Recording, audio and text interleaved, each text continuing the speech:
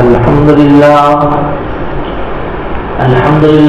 نحمده ونستعينه ونستغفره ونؤمن به ونتوكل عليه ونعوذ بالله من شرور أنفسنا ومن سيئات أعمالنا من يهده الله فلا مضل له ومن يضلل فلا هادي له ونشهد أن لا إله إلا الله وحده لا شريك له ونشهد أن سيدنا وسندنا وحبيبنا ومولانا محمدا عبده ورسوله صلى الله تعالى عليه وعلى آله وأصحابه وبارك وسلم تسليما كثيرا أما بعد أعوذ بالله من الشيطان الرجيم بسم الله الرحمن الرحيم ما أصاب من مصيبة في الأرض ولا في أنفسكم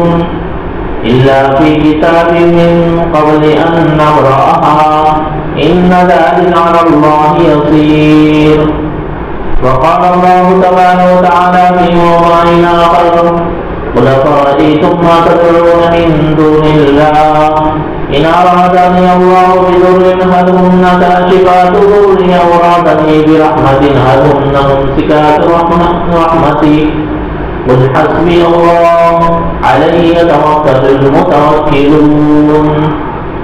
وقال النبي صلى الله تعالى عليه وسلم لا عدوى ولا هام ولا نوع ولا سفر أو كما قال عليه الصلاة والتسليم. میرے عزیز اور محترم بزرگوں، سفر کا مہینہ شروع ہو چکا ہے. دین اسلام میں اللہ تبارک و تعالیٰ نے انسان کے لیے مہینوں کی ترتیب، دنوں کی ترتیب، اوقاتوں کی ترتیب اور رات دن کا آنا جانا، یہ تمام کے تمام اللہ تبارک و تعالیٰ نے انسان کو سمجھانے کے لیے اور اپنے کاموں کو سمیٹنے کے لیے ایک ترتیب عطا فرمائی. وہ ترتیب یہی ہے کہ ایمان والا اپنے کامل طور پر اپنی ایمانیات کے ساتھ دنیا کے اندر اللہ کے وعدے اور یقینوں کے ساتھ عمل کے ساتھ دنیا کے اندر زندگی گزار کے چلے جائیں، نہ ادھر کی نہ ادھر کی. حالانکہ انسان یہ سوچتا ہے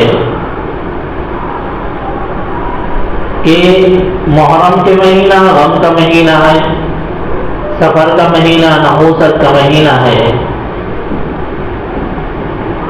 اور ربیع کا مہینہ بہار اور موسم کا مہینہ ہے. اور انسان یہ تمام کی تمام سوچ اپنی اس طرح بنا لیا ہے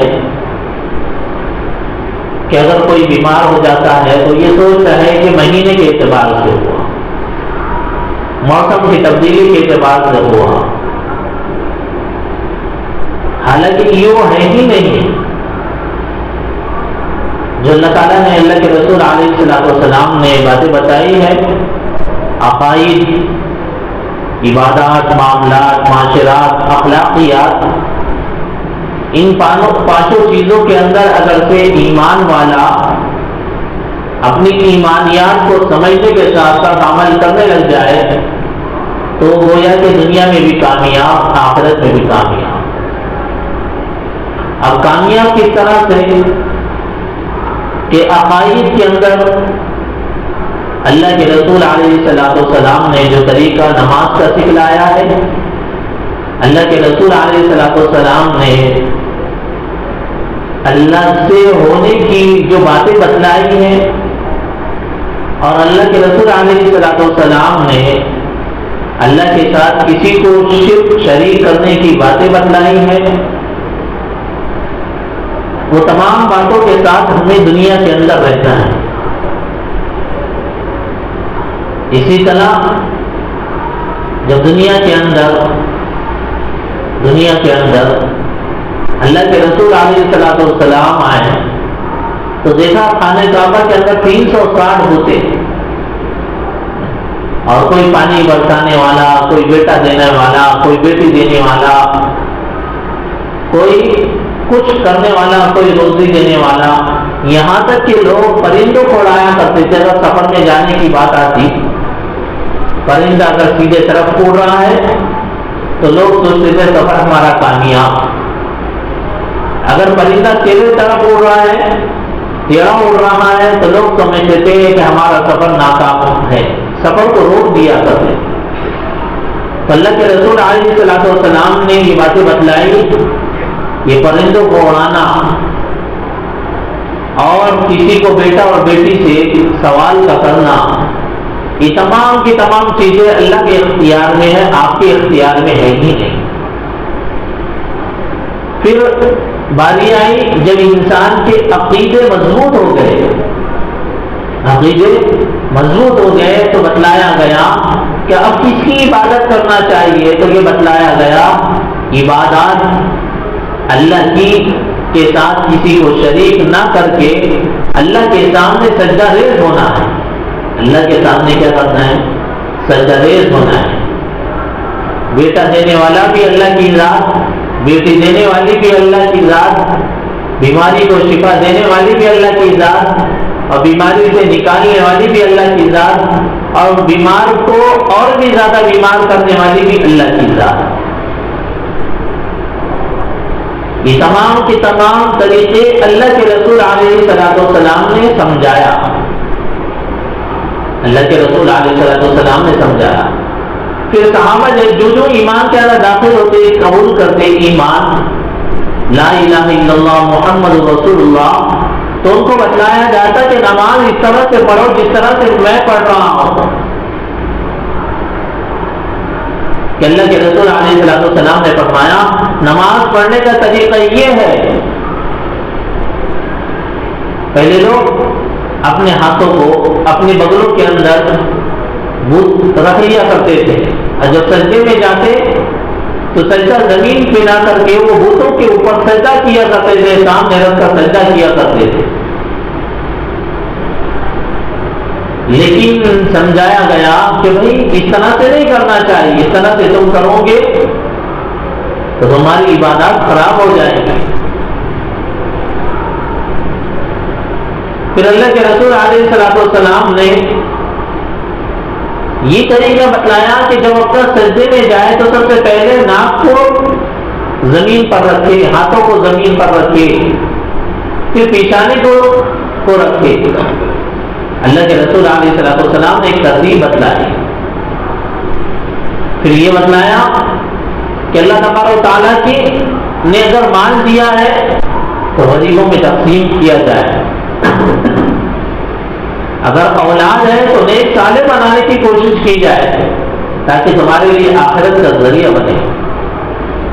زیادہ مال ہو گیا ہے، سال گزر گیا ہے تو زکوٰۃ دے دی جائے، ورنہ نقلی صدقہ اور خیرات کیا جائے۔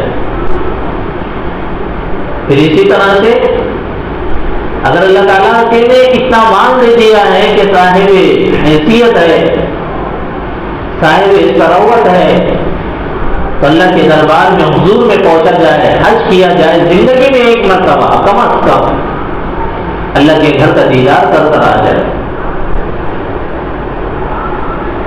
پھر اللہ تبارک و تعالیٰ نے مان دیا ہے، اگر کوئی مانگنے والا آتا ہے، اگر اسی طرح سے مانگ لیتا ہے کہ ادھار دے دیا جائے، تو اخلاق نبوی بھی یہی ہے، اخلاق نبوی یہ ہے کہ ہم پیسوں پہ پیسوں نہ بٹورے، پیسوں پہ پیسے بڑھا کے نہ لیں، بلکہ اس کو کچھ مہلت کے واسطے ادھار دے دیا جائے۔ اللہ کے رسول علیہ السلام اتنی عاجزی اور انکساری تھی کہ اللہ کے رسول علیہ السلام کے پاس ایک بچہ آیا اور کہنے لگا نبی جی میری والدہ کہہ رہی ہے اللہ تبارک و تعالیٰ نے آپ کے پاس جو کچھ دیا ہے وہ مجھے دے دے۔ اللہ کے رسول علیہ السلام نے جو کچھ چیزیں تھی وہ دے دیا، یہاں تک اللہ کے رسول علیہ السلام کے پاس جو اوڑھنے کا چادر رکھی ہوئی تھی وہ بھی دے دیا. جب ڈبل ڈبل مانگنے کے لیے آیا تو وہ بچے کو اوڑھنے کی چادر بھی دے دی. تو اللہ تبارک و تعالیٰ نے فوراً احکامات نازل فرمائے اور یہ بتایا نبی جی ہم نے آپ کو کہا ہے اتنا مال بھی نہ خرچ کر دیا جائے بلکہ اپنے بچاؤ کے لیے کچھ تو رکھا جائے. ہمارے نبی علیہ الصلوۃ والسلام اللہ کی راہ کے اندر لٹانے کے لیے کوئی مانگنے کے لیے آتا تو اتنا خرچ کر دیتے. یہ ہے معاملات. اور جو وقت پہ جو آدمی نے ہم سے کچھ لیا ہے تو ہماری ذمہ داری یہ بنتی ہے کہ ہم وہ وقت اور تاریخ کے اعتبار سے اس کو ادا کرنے کی کوشش کریں. جس طرح سے لیا ہے اسی طرح سے ادا کرنے کی کوشش کریں. یعنی اگر وہ آدمی ہمارے پاس کوئی چیز رکھنے کے لیے دے دیا ہم وہ چیز کو استعمال کر لے رہے ہیں. آج کے زمانے کے اعتبار سے اگر کوئی آدمی نے ہمارے پاس سے کوئی چیز لے لیا اور بھائی تو اگر مجھے میرے پیسے نہیں دے گا تو تیری کوئی چیز تو رکھنے کے لیے دے. زیورات ہے وہ آدمی نے لا کے جمع کر دیا آپ کے پاس, یا ایسی چیز ہے کوئی چیز گاڑی وغیرہ لا کے جمع کر دیا. اب تم یہ ہے کہ وہ گاڑی کو استعمال کر رہے ہیں اس کی اجازت کے بغیر. یہ زیورات ہے تو زیورات کو اس کی اجازت کے بغیر اپنے استعمال میں لے رہے ہیں. شادی میں چلے گئے تو عورت کو کہہ دیا کہ پہن لے. گویا کہ یہ بھی رشوت ہوگی, یہ بھی سود ہوگا. یہ بھی کیا ہوگا؟ سود ہوگا. گاڑی کو اگر تم نے چلا لیا بغیر اس کی اجازت کے بغیر تو یہ گویا کہ تم نے اس کے اوپر تمہارے اوپر ایک جرمانہ عائد ہوگا جتنی تم نے چلائی ہے. جیسا کہ سائیکل کرائے سے مل جاتی ہے, گاڑی کرائے سے مل جاتی ہے, اتنا جرمانہ تمہیں دینا ہوگا. یہ اسلام کی تعلیمات ہے. معاشرات کے اندر رہن سہن اور اسی طرح سے جو چیزیں ایسی ہیں کہ ہم اپنے بچوں کے ساتھ اپنے گھر والوں کے ساتھ اٹھتے بیٹھتے کرتے رہتے ہیں, وہ تمام کی تمام چیزیں گویا کہ معاشرات کے اندر آ جاتی ہیں. وہ تمام کی تمام چیزیں معاشرات کے اندر آ جاتی ہیں. اور اسی طرح سے اخلاقیات کے اندر وہ چیزیں آتی ہیں کہ چھوٹے ہیں تو بڑوں کو سلام کرے اور بڑے ہیں تو چھوٹوں کا اکرام کرے. اللہ کے رسول علیہ الصلوۃ والسلام صحابہ کے مکانوں کے پاس دور دراز علاقوں میں جایا کرتے تھے اور ان سے جا کے ملاقات کیا کرتے. گلی کوچوں میں نکل جاتے, اگر بچے دکھتے تو انہیں سلام کرتے. آج تو ہم یہ سوچتے ہیں کہ ہمارے گھر کے اندر اگر بہو ہے یہ بیٹی ہے تو ہم ان کے سامنے جاتے ہیں, اگر اس نے سلام نہیں کیا تو بڑا مایوس سمجھتے ہیں اور یہ کہتے ہیں کہ بھائی تمہاری بہو نے ہمیں سلام نہیں کیا, بڑی بدتمیز ہے, بڑی نالائق ہو چکی ہے, اسے کوئی ادب طریقہ نہیں سکھلایا گیا ہے.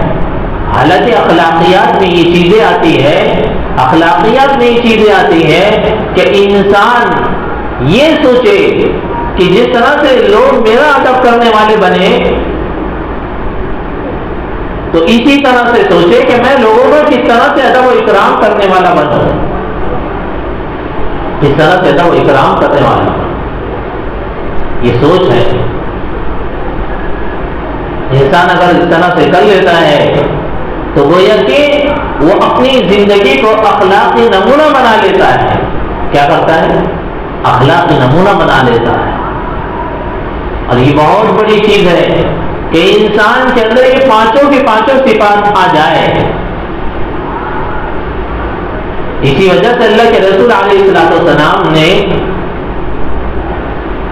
یہ مہینوں کی ترتیب میں بتلائی ہے, دونوں کی ترتیب میں بتلائی ہے. ہمارا یہ ہے کہ یہ دن آ گیا تو ہمارے لیے ایک عیب کی چیز ہو جاتی ہے, مہینہ آ گیا تو گویا کہ نحوست کی چیز سمجھنے لگتے ہیں. ان چیزوں کے اندر ہم کوئی خوشی کا مواقع اختیار نہیں کرتے ہیں. محرم کا مہینہ آ گیا تو بولے پورا رمضان کا مہینہ ہے. سفر کا مہینہ آ گیا تو بولے نحوست کا مہینہ ہے. اس مہینے کے اندر ہم کوئی خوشی کا موقع اختیار ہی نہ کرے. اور دیکھو اللہ کی طرف کی باتیں ہیں. اللہ تبارک تعالیٰ نے بندے کے ساتھ جیسا بندہ گمان کرتا ہے اللہ تبارک تعالیٰ ویسا فیصلہ فرما دیتے ہیں. آپ نے دیکھا ہوگا بڑے بڑے ڈاکٹروں کے پاس لوگ چلے جاتے ہیں اور لوگ بڑے بڑے ڈاکٹر بھی کہتے تھے تمہارا یہ کرنا پڑے گا یہ کرنا پڑے گا. لیکن ہوتا یوں ہی ہے کہ چھوٹی سی بیماری رہتی ہے, چھوٹی سی بیماری رہتی ہے. وہ چھوٹے ڈاکٹر کے پاس گئے, چھوٹے ڈاکٹر نے اٹھایا, ایک گولی دے دیا, وہ گولی سے شفا مل گئی. بعض اوقات ایسا ہوتا ہے جب ایسا معاملہ ہو جاتا ہے تو ہمارا گمان یہ ہوتا ہے کہ بھائی یہ ڈاکٹر کے اندر ہاتھوں کے اندر اللہ نے شفا رکھی. اگر بندہ یوں کہہ لیتا ہے کہ اللہ نے بندے کے ہاتھ پہ شفا رکھی ہے, یہ کوئی شرکیانہ جملہ نہیں. اگر بندہ یوں کہتا ہے کہ ڈاکٹر نے دوا دی تو مجھے شفا مل گئی, تو گویا کہ یہاں مشرک ہو گیا, یہ بندہ مشرک ہو گیا. اس لیے اللہ کے رسول علیہ السلام نے تمام چیزوں کی ترتیب بتلائی ہے. اس ترتیب سے انسان اگر سے دنیا کے اندر اپنی زندگی کو گزارنے والا بنتا ہے تو گویا کہ اخلاق کا ایک نمونہ بن جاتا ہے. اخلاق کا کیا ہوتا ہے؟ نمونہ بن جاتا ہے. اور اس ترتیب کو اگر اختیار نہیں کرتا تو گویا کہ وہ بنتا اخلاق کا نمونہ نہیں, بلکہ اخلاق سے ہٹ کر جتنی شرافت کے اور اسلام کے دائرے کے اندر لوگ آتے ہیں وہ تمام کے تمام اسلام کے دائرے سے خارج ہو جاتا ہے.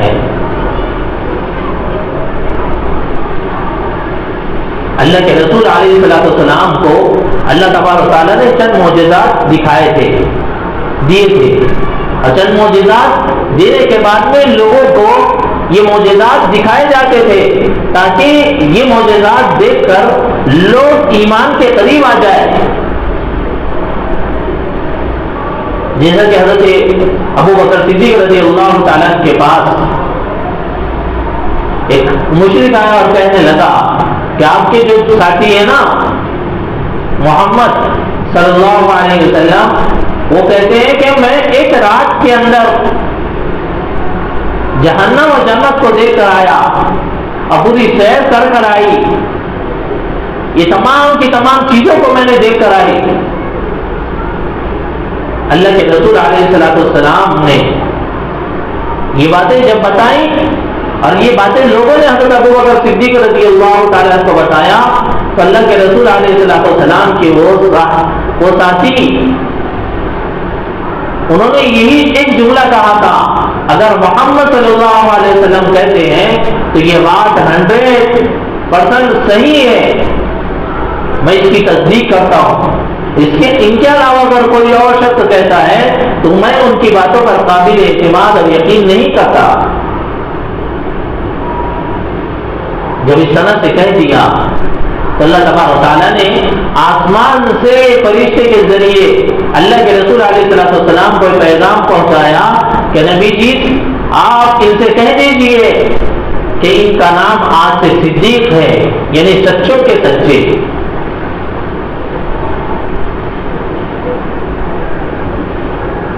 یہی چیزیں جب اللہ کے رسول علیہ السلام کے جو ساتھی تھے اگر وہ دیکھ لیتے اس چیزوں کو تو ان کے ایمانوں کے اندر تازگی پیدا ہوتی اور بھی ایمان مضبوط ہوتا. جیسا کہ ایک انسان سے اگر محبت کسی شخص کو ہو جائے, کسی شخص سے کسی کو محبت ہو جائے اور محبت ہونے کے بعد اگر تو اس سے غلطی ہو بھی جاتی ہے تو انسان یہ کہتا ہے ارے انسان تو غلطی کا پتلا ہے, انسان تو کیا ہے غلطی کا پتلا ہے. تمام دلائل اس کے موافقت کے اندر دے دیں گے اور کہہ دیں گے کہ بھئی غلطی ہو گئی, اپنے بچہ سمجھ کے معاف کر دو.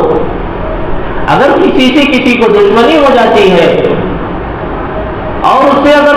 ذرہ برابر بھی کوئی غلطی واقع ہو جاتی ہے تو انسان یہ سوچتا ہے کہ اس سے ہوئی کیوں غلطی، نہیں ہونا چاہیے تھا، ایسی غلطی اس نے کر لیا، گویا کہ یہ تو بہت بڑا غلطی کا پتلا بن گیا، غلطی کا کیا ہو گیا، پتلا بن گیا۔ تو اللہ کے رسول علیہ السلام کے ساتھ جو صحابہ ایمان کے اندر داخل ہو گئے تھے، آپ کے ساتھی بن گئے تھے، صحابی رسول بن گئے تھے، جب اللہ کے رسول علیہ السلام کے معجزات کو دیکھتے تھے تو وہ کہتے تھے کہ نبی جی ہم آپ کی تمام چیزوں کو دیکھتے ہیں تو ہمارے ایمان کے اندر اور بھی مضبوطی آتی ہے۔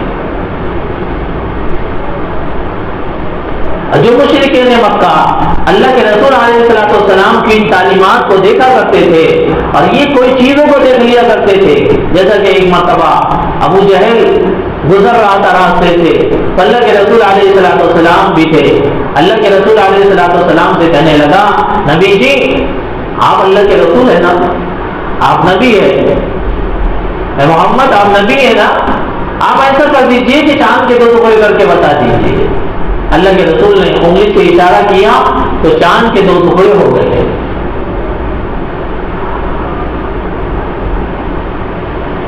ہندوستان کے اندر ایک ایسی سرزمین بھی ہے، وہاں کے بادشاہ نے رات کے اندھیرے کے اندر اس چیز کو دیکھا تھا، اپنی بیوی کے ساتھ باغ کے اندر بیٹھا ہوا تھا، چودھویں رات کا چاند نکلا ہوا تھا اور اس نے اس طرح سے چاند کے 2 ٹکڑے ہوا ہوتے ہوئے دیکھا تھا۔ جب اللہ کے رسول علیہ السلام کے شہر کے لوگ ایک سفر میں گئے ہوئے تھے، ان لوگوں نے بھی اس چیز کو دیکھا، ابو جہل نے جب دیکھ لیا ان چیزوں کو تو کہنے لگا کہ آنکھیں ملنے لگا اور کہنے لگا کہ میرے آنکھوں پہ تم نے جادو کر دیا۔ کیا کہنے لگا؟ میرے آنکھوں پہ تم نے جادو کر دیا، جس سے مجھے ایسا محسوس ہو رہا ہے کہ جان کے ٹکڑے ہو گئے۔ آج بھی سائنسدانوں نے اس پر ریسرچ کیا ہے تو اس بات پر پہنچے ہیں کہ چاند کی ایک جگہ گرمی ہے اور اتنی گرمی شدت کی ہے کہ اگر وہاں پیتل بھی رکھ دیا جائے یا سونا بھی رکھ دیا جائے تو وہ چیز جل کے اور پگھل جائیں گی، اور ایک جگہ اتنی ٹھنڈے واقع ہے کہ اگر کوئی چیز ایسی رکھ دیا جائے تو ٹھنڈی کے اندر برف ہو جائے۔ جو لوگ وہاں تک پہنچے تو ان لوگوں نے 4 لاکھ کا ایک جوڑا پہن کے گئے، 4 لاکھ کا ایک جوڑا پہن کے گئے تاکہ اپنے آپ کو بچانے کے لیے۔ اور اللہ کے رسول یہ تو 40 دن پہنچنے میں لگ گئے، جبکہ اللہ کے رسول علیہ السلام کو اللہ تبارک و تعالیٰ نے 7 زمین سے لے کر آسمان کی سیر کرایا تھا صرف ایک رات کے اندر، اور وہ رات بھی اتنی مختصر کہ اللہ کے رسول علیہ السلام خود فرماتے ہیں، عائشہ رضی اللہ تعالیٰ عنہ خود فرماتی ہیں کہ اللہ کے رسول علیہ السلام جب دروازے سے گئے، جو دروازے کی کنڈی ہل رہی تھی وہ ہلنا بھی نہیں ٹھہری تھی کہ اللہ کے رسول علیہ السلام اس وقت وہاں سے واپس بھی آ گئے۔ یہاں تو لاکھوں اور کروڑوں روپے لگا کر لوگ جا کر وہاں ریسرچ کرنے کے لیے جاتے ہیں، لیکن اللہ تبارک و تعالیٰ کی طرف کی بات ہے، اللہ کے رسول علیہ السلام پر جو کلام پاک نازل فرمایا اللہ تعالیٰ نے، اسی کے اندر ایک یہ آیات بھی نازل فرمائی اور یہ بتایا ثم قست قلوبکم من بعد ذلک فہی کالحجارہ۔ دوسری جگہ ایک اور ارشاد فرمایا اللہ تبارک و تعالیٰ نے کلا بل ران علی قلوبہم ما کانوا یکسبون، کہ جن کی دل کو اللہ تبارک و تعالیٰ نے ایمان کے لیے قبول کر لیا ہے، جن کے دل ایمان کے لیے قبول کر لیا ہے تو وہ اللہ تبارک و تعالیٰ کی طرف دوڑتے آتے ہیں۔ کیا ہوتے ہیں؟ دوڑتے آتے ہیں، جسے اللہ تعالیٰ نے ہدایت کو لکھ کے رکھ دیا کہ یہ آدمی ہدایت والے راستوں میں آ کے کھڑے ہوں گا تو وہ آدمی کو چاہے دنیا کتنی بھی یہ بتائے کہ بھائی اس طرح سے اس طرح سے اس طرح سے یہ تمام کی تمام برائی بتائے اسلام کی، لیکن اللہ تعالیٰ نے اس کی قسمت میں ہدایت کو لکھ دیا ہے تو وہ آدمی محتدین بن جائے گا، ہدایت والے راستوں پر آ کے کھڑا ہو جائے گا۔ اور جس کو اللہ تبارک تعالیٰ نے ہدایت والا راستہ نہیں لکھا ہے، اس کو چاہے دنیا کی کتنی بھی اچھائی کی باتیں بتا دی جائے، اسلام کی کتنی بھی اچھی خوبیاں بتلائی جائے، لیکن وہ آدمی کہے گا کہ اسلام سراسر ظلم کرنے والا ہی ہے۔ جیسا کہ آپ نے دنیا کے اندر دیکھا، دنیا کے اندر آج کل یہی چل رہا ہے، ہر آدمی کہہ رہا ہے، کئی تو اللہ کے رسول علیہ السلام کو نعوذ باللہ کچھ اور باتیں بتا دی جا رہی ہیں، اور حالانکہ اسلام نے یہ بات صراحتاً بتا دیا ہے کہ مستورات کے اندر دین نہ پہنچنے کے سبب اللہ تبارک و تعالیٰ نے اللہ کے رسول علیہ السلام کو باقاعدہ حکم دیا تھا کہ تم اتنی شادیاں کرو تاکہ گھروں کے اندر، مستورات کے اندر، عورتوں کے اندر دین کی طرح سے داخل ہو۔ اتنی شادی کرنے کا حکم دیا تھا باقاعدہ۔ اللہ کے رسول علیہ السلام نے اتنی شادیاں کر کر یہ تمام کی تمام عورتوں کے اندر اللہ تبارک و تعالیٰ نے دین کو پہنچایا، اور پھر وہ دین ایسی ایسی باریک باتیں ہم تک پہنچی ہیں، ورنہ اللہ کے رسول علیہ السلام ایک شادی کر لیتے اور اسی پر اکتفا کر کر زندگی گزار لیتے تو بہت سارے دین کی بنیادی چیزیں ہم سے چھوٹ جاتی، ہمیں معلوم نہیں ہوتی۔ کچھ ایسی چیزیں رہتی جو انسان سوائے اپنی بیوی کے اور کسی کو نہیں بتلاتا۔ بعض اوقات ایسا بھی ہوتا کہ انسان خاندان والوں کو پسند کرتا ہے تو اللہ کے رسول علیہ السلام نے الگ الگ قبیلے اور خاندانوں کے لڑکیوں سے نکاح کیا، اور تمام کی تمام مستورات آپ نے دیکھا ہوگا اللہ کے رسول علیہ السلام کی آپ نے پڑھی تو تمام کی تمام مستورات ایک کے علاوہ، ہماری مائیں ایک کے علاوہ سوائے تمام کی تمام بیوہ ہی نکلی، تمام کی تمام کیا تھی؟ بیوہ تھی۔ عائشہ رضی اللہ تعالیٰ ہی کنواری تھی، باقی تمام کی تمام اللہ کے رسول علیہ السلام کی ازواج مطہرات، ہماری مائیں یہ تمام کی تمام بیوہ تھی۔ کسی کا ایک نکاح ہو گیا، کسی کے دو نکاح ہو گئے، کسی کے خامن کا انتقال ہو گیا۔ خود حضرت خدیجہ الکبریٰ رضی اللہ تعالیٰ جو سب سے پہلے جس سے نکاح اللہ کے رسول علیہ السلام کا ہوا، تقریباً 3 نکاح آلریڈی ہو چکے تھے، 3 شوہر کو انتقال ہو چکا تھا، ان سے اولاد بھی تھی۔ اللہ کے رسول علیہ السلام نے قبول کیا اور اس سے نکاح کیا۔ اگر مال کیول ہوتا تو یہ اللہ تبارک و تعالیٰ بڑے بڑے گھرانوں کے اللہ کے رسول علیہ السلام کے پاس رشتے آ چکے تھے کہ آپ کو اگر مال ہونا یا خوبصورت ہونا، یا آپ کو مال بھی ہے اور خوبصورت بھی ہے، یہ تمام کی تمام چیزیں ہم دینے کے لیے تیار ہیں۔ لیکن اللہ تبارک و تعالیٰ جسے اپنا بندہ اور جسے اپنا محبوب بناتے ہیں اسے اپنے قرب اور مراتب کی تمام منزلیں آڑ بنا دیتے ہیں، چلنے کے لیے مشکلیں پیدا کر دیتے ہیں۔